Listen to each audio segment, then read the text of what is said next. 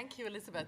I'll now hand over to Waleed to take up the cudgels on behalf of those who come from inside universities and also on behalf of those who might perhaps prefer to be watching the AFL Grand Final this afternoon than talking about ideas. Waleed.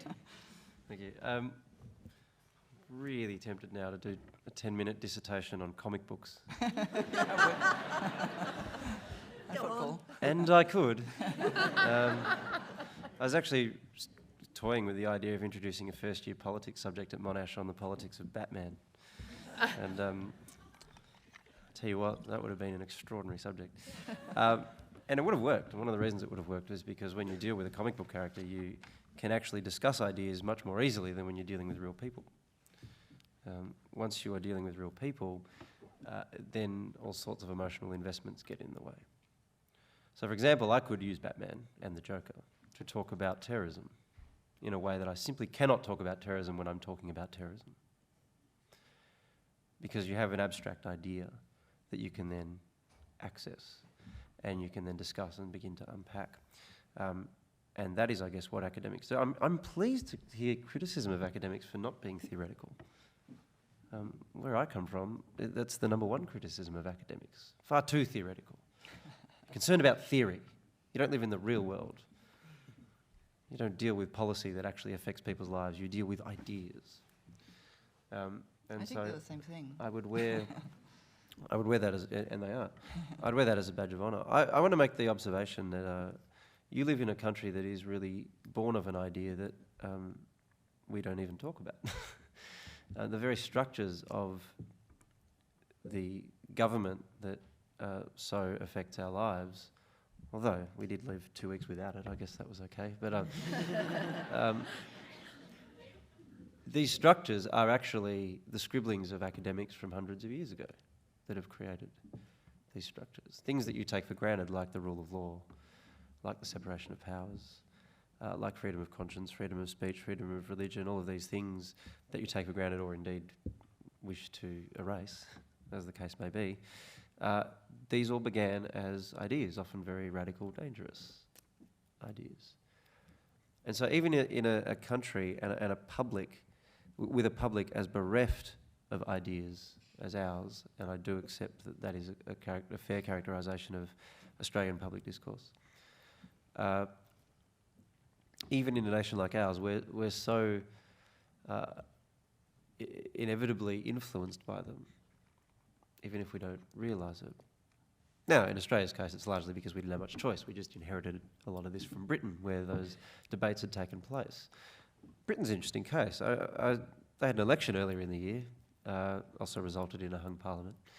One of the things that was fascinating about it, I think I was about to do a presentation at the night before the election. I thought I'd see what had been said, and I happened to click on a website of a think tank in the UK that had recorded a panel quite like this.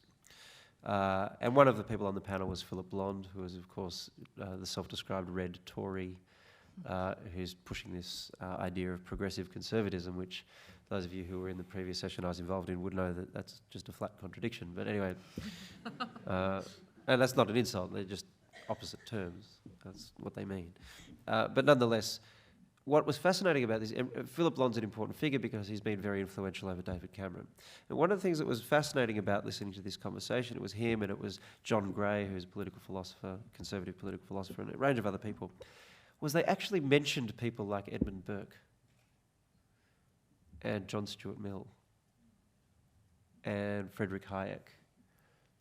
And they even mentioned Margaret Thatcher, but not simply as a politician, as someone who was a prosecutor of an idea. And that's what she was. One of the points that John Gray made in that conversation was that Margaret Thatcher is very much, and was undoubtedly, a progressive. That was what she was trying to do, was remake society in pursuit of some ideal vision. That's what progressivism is, and that's what she was. And I listened to this and thought, I don't think I can find this anywhere in Australia.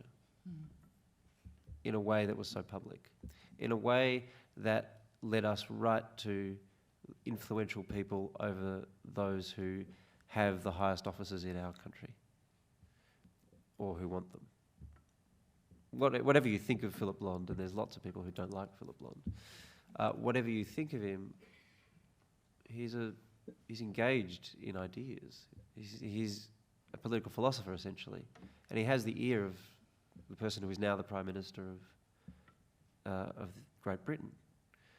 I don't know which political philosopher is most closely aligned to Julia Gillard. I don't know who speaks to her that is a political philosopher. You might think that's a wonderful thing, because it takes ideas and ideology and the sort of the inherent tribal warfare that ideology tends to produce out of politics. You're entitled to that view. Everyone's entitled to have a stupid opinion, that's fine. I'm just joking. But I would argue, no, politics matters because of the ideas that animate it. And when you remove those ideas from politics, what you have is something that is barbaric. Even though it's true that some ideas are barbaric. I heard Bob Carr responding to this election campaign that we had. There's a lot of people criticising this election campaign because there was no vision in it. And Bob Carr's response, you probably know this better than me, because I was probably received more coverage here than in Melbourne, where I'm from, was that, well, if you want vision, go read Mein Kampf. His argument was that vision isn't always a good thing, and that's true, and ideas are not always useful. I understand that. But that's a little bit like arguing that, well, if you want stability, go to communist China, as an argument that stability is therefore a bad thing. I think it's a poor sort of argument to make. Ideas are really what's animated politics, made politics interesting, and made politics influential and important. When politics enters a managerial phase, it becomes less important, even though it becomes more dominant in our public lives. And for a long time, our politics, even in Australia, has been animated by ideas. The Labor Party was a party based on an idea, a set of ideas about collectivism, for instance, about the role of the state, about the importance of trade unions, about the rebalancing of power relationships between an elite and between the working class. That's what the Labor Party was about. I don't think you have to be a Labor Party historian to identify that. The Liberal Party, at least as Menzies perceived it, was the party of the individual, not necessarily a conservative party. Menzies was quite clear on that. But it was a party for free trade, with some government assistance, but the dignity of the individual. Ideas, two separate ideas. To vote for one of these parties was to vote for a vision of what the state should be, what the state should do. It was to ask you to buy into a worldview. And this division between capital and labour, the individual, the collective, these were divisions that played themselves out in politics all over the world. There are a lot of countries that have a contest, a political contest between a version of a Conservative Party and a Labor Party. For that reason, there are ideological divisions. All of that ended, I think, really with the end of the Cold War. Because the Cold War was the ultimate ideological contest. Those who want ideological politics definitely got their fix in the Cold War. It was all about ideas. And then it ended. And so what you had was this weird phase in politics where Labor parties started to realise, well, the ideological contest is over, we'll start speaking as though we're Liberal parties. And they did. Who were the great architects of liberal economic reform in Australia? Hawke and Keating. It was the Labor Party. It was controversial because it was the Labor Party that did it. But they did this because really what you had after the Cold War was this emerging worldwide consensus that free markets, capitalism, and the idea of an individual over collective really is the philosophical disposition that we should be taking. That consensus, I would argue, has meant that ideas don't really emerge in politics anymore. If you find it difficult to tell the major parties apart, it's because they are difficult to tell apart, because it's hard to identify what the animating philosophies of them are. The Liberal Party, I guess, still is a little bit clearer, particularly economically. But what's the Labor Party about? It can't really be about the collective anymore, because we don't do the collective. That's not what our politics is about. The sad thing, I think, is that that means that there is nowhere for politics to go really other than managerialism. One of the things I found most concerning about the 2004 election, when we were in the middle of a war in Iraq that wasn't going terribly well, to put it mildly, was that we had an entire election campaign based around interest rates. Interest rates are important to a lot of people, I understand that. But what was the idea at the base of that election campaign? I would argue the idea was that we live in a company, and as long as the balance sheet looks pretty good and the figures are good, then we should re-elect the board. And we did. Fine. If the election result is not what I'm concerned about, it's the rationality of it that concerns me. I fear that this is only about to get worse in our political culture, because our political culture is becoming more managerial, more focus group driven, and less about ideas. And one of the reasons for this, and this is the great paradox of our time, is that we have an all-pervasive political media. You can't escape it now. There's 24-hour news channels. Newspapers don't produce newspapers anymore. They produce websites and they attach a newspaper to it. And some people leave newspapers for websites, because this is, and that's not a criticism, this is the emerging way that political media and reporting is done. The thing about it, having a 24-hour news channel, is you got to fill 24 hours. How do you do that? Well, it's very, very hard to fill that space with ideas. Really hard. Because you've got to find people who have them. Or people who don't have them but know about them and can talk about them. What we're getting instead, in the drive to feed this beast that is ever present, is a focus on politics as a game. I've said elsewhere, we in this country, and this might be more true in Melbourne than here, but I think it's true everywhere. In this country, we do politics as though it's sport, and we do sport as though it's politics. We report on politics by trying to figure out who's winning, who's losing, who won this, was this politically good, did this position them well. And we talk about sport as though ideas really matter. Player management philosophies. All sorts of psychological questions that get discussed. This is highbrow stuff.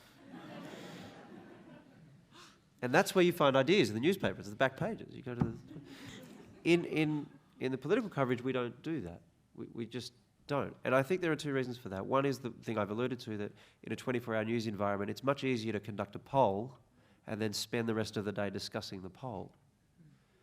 Think about that fact. This is an observation that someone from the UK made to me who works in media.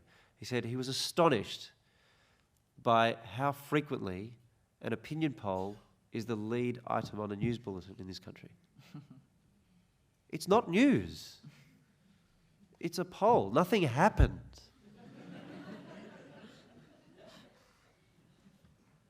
So that's point number one.